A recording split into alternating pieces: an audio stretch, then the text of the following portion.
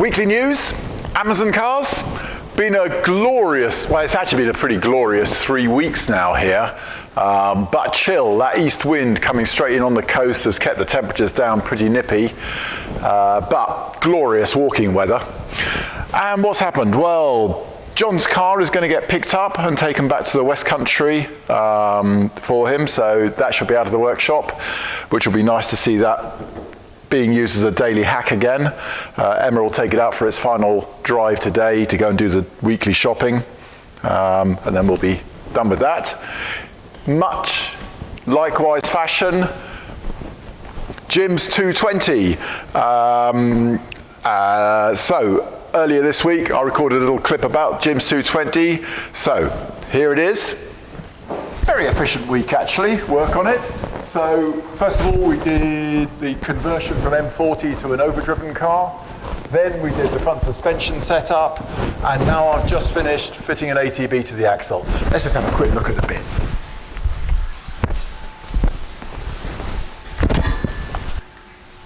So that was the M41 and D-type overdrive supplied to us. The D-type I believe would come from Overdrive Spares, Emma? Yeah, Dave at Overdrive Spares had rebuilt the D-type. We had to rebuild the M41, which you may have noticed a couple of weeks ago we had quite a lot of difficulty with. It had been a bit messily rebuilt a while ago. But that's all gone in.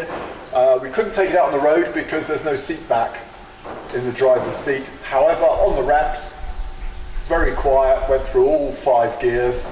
Although I haven't checked reverse yet, I need to check reverse, but apart from that, everything worked, speedo worked, and Jim had already supplied us with the shortened prop shaft, so that was nice and easy. Altogether, quite a straightforward job. And then today, I've just spent the whole day fitting an ATB. Let's just go and have a look at the final setup of that. So, the stock open diff has come out. This is an M30 axle with the 10 spline half shafts. You've got to be very careful with the 220. Some of them had the standard Amazon 10 spline half shafts. Some of them had uprated fine spline half shafts. So you've got to be really careful when changing 220 diff carriers, because obviously you can't mix and match. Anyway, so this one was simple. It was 10 spline, so just a straightforward M30 Amazon ATB from Quaife. And here we are. Let's just look at the last setup. If we go for the lash, there to there is 18.18 of a mil, and the spec is 0.13 to 0.2. So we're nicely inside of the spec. There we go. I can now take my spreader off there and put the cover back on and fill it up with oil. So there we go. Good job. That was diff carrier change. And we suspect that this is going to be collected as well by a transport company, which is sad, but it can't be driven home. We always infinitely prefer customers to come and fetch the cars themselves. However, that isn't. But yeah, nice work there. Hopefully this will be road legal again in a shorter time frame, so that Jim can enjoy using it out on the open road. What else has happened? We're just waiting for a video fuel sender to arrive. Usual Brexit rubbish, that stuff just takes so long to get into this country now. But yes, there's Roger Mauser's beautiful fuel tank. We've just had news today from Roger Ray, whose engine I built a month ago, and we had just rigged a new tank, a long-range tank in his Amazon for him. He's lying 20th on the London-Lisbon, really delighted with this car, and particularly delighted that he's got a decent fuel tank in there, because he said he's needed it. He would have struggled on the standard Amazon tank, which has about 40 litres of usable fuel, whereas this, of course, is an 80-litre tank. So there we go, that was good news from Roger, and really enjoying his engine apparently, and had a few other Volvo competitors saying how sweet that engine sounds. And Ed's engine. So you may recall weeks ago when we started this, it's been a bit of a trial. To recap, Ed's engine came out because of number 4 cylinder, was way down on compressions. It was a late 1974 B20 motor. When we took it apart, we found crack down on this area of his block, and then we discovered a whole chunk of piston had broken away as well, which was the cause of the low compression on that number 4. So there we go, lovely piston until you get to there. Look at that. Isn't that a delight? I don't know, I would have said that was probably assembly that happened, is my guess, but difficult to say. There we go. So yes, so after a certain amount of tribulation, that engine's put together. We've gone for the steel and alloy timing gear on this. So although it's a stock motor, I have balanced the reciprocating weights to 0.1 of a gram, which makes a big difference on the smoothness of the motor. Because it's a P1800 and a twin carb, we assume that at some point Ed is very likely to hit the red line. So we've gone for steel and alloy timing gears. And that's it really. Did we lighten the flywheel? Yes, we've lightened the flywheel to 8 kilograms.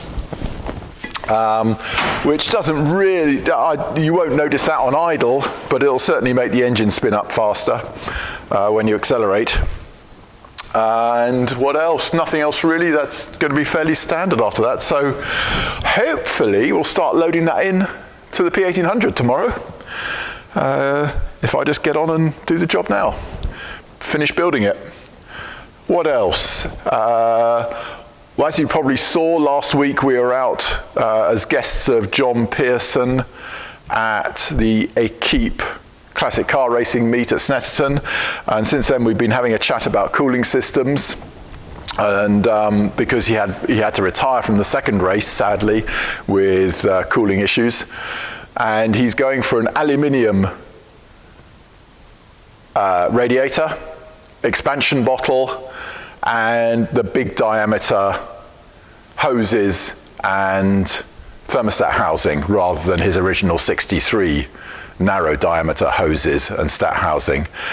So that, I think that will probably solve his problem. But we had a lovely intellectual discussion about water flows and baffling of the radiator and so on.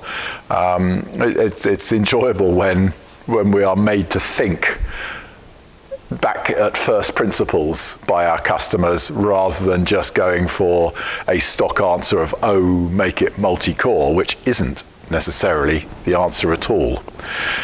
Multi-core radiators, in our experience, actually have poorer cooling because of restricted airflow than the original Volvo 2-core. But there you go, there's another discussion. What else we got? So we've had an excellent suggestion from one of our Patreon patrons that we do a video on tow points, how to tow an Amazon both in standard road guys and for rally. So that'll be coming up soon. And it occurs to me that I ought to do a brief explanation of ATBs and LSDs, so ways of not having an open differential at the back end. Because there are various tricks there that the Quaife ATB M27 needs some trickery to make it work. The M30 we think is a straightforward fit, and then of course the better competitive solution is generally the LSD rather than the ATB. So we'll do a video on that soonish. Right, well, what else? The Pee-wee, we took the 444 out. That's running nicely. We need to sell that. We're just not using the 444, so that really does need to be sold. Emma tells me she's actually now advertised it. That's going to be a really practical daily runner. So before we acquired it, they'd converted it to B18 engine anyway, so we retained the B18 engine with a single Zenith downdraft, which I like. Somebody had also modified the front suspension such that it is a conventional shock absorber mounting, in other words, a rigid top mounting and a bottom mounting to the lower wishbone, as opposed to the PV design, which is the shock absorbers mounted between the upper and the lower wishbone, which means that it is less effective than having a static mount at the top. So that actually does improve the handling of this car over the usual PV 444 or 544. But yeah, a really practical daily hack this. Disc brakes as well, somebody converted it to, so we've retained that. So although it's not a really spot-on, genuine, as it came out of the factory 444, it's got some modifications that will make it very much a car that you would confidently set out to run the length of England for a week or two's holiday. And of course the split screen has a huge, it is hugely popular. You see people as you drive past smile because split screen is such a clear sign of a earlier era. Well, that's it. I better go and build that engine, and we'll talk to you next week. Thank you.